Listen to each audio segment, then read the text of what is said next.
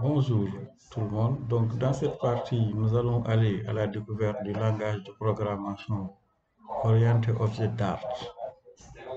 Donc, comme nous l'avons vu au niveau de l'introduction de ce cours, Dart est un langage de programmation qui est proposé par Google et qui ressemble fortement au Java, C Sharp, etc.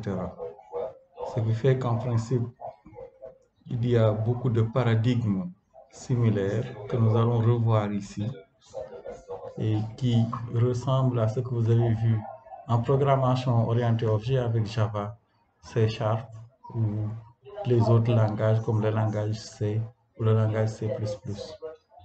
Ainsi, nous allons parcourir 6 parties qui permettront de voir les notions de base de la programmation avec le langage Dart.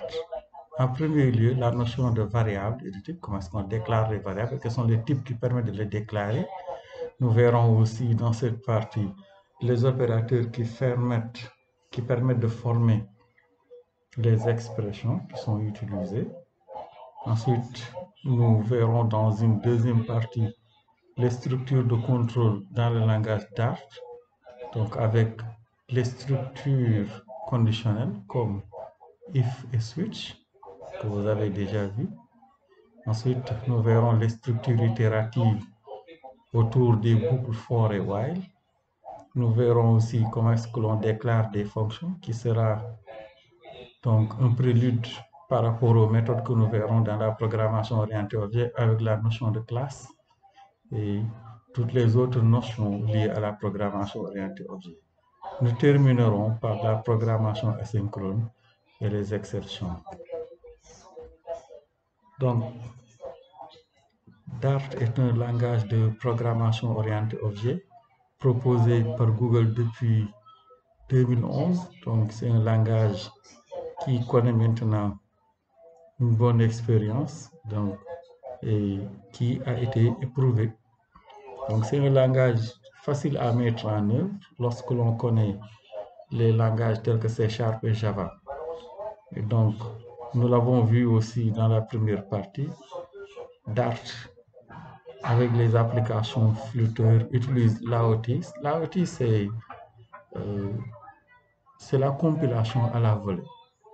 Donc, c'est simplement ce que ça signifie. Je vous avais renvoyé donc à la bibliographie qui est une des caractéristiques qui permet de générer une application native donc avant même la phase de compilation de l'application. Donc c'est la compilation à la volée avant même voilà, que l'on génère l'application, ce qui permet de gagner du temps et d'obtenir donc du code optimisé pour l'architecture de chaque plateforme. Voilà. Donc Dart aussi utilise Skia pour dessiner les interfaces graphiques. Et Dart vous permet de créer des applications mobiles, desktop et web donc, par l'intermédiaire de Flutter. Donc, nous avions vu comment procéder à l'installation. Donc, il y a une console qui vous est proposée ici dans dart.dev et de la documentation que je vous suggère de visiter.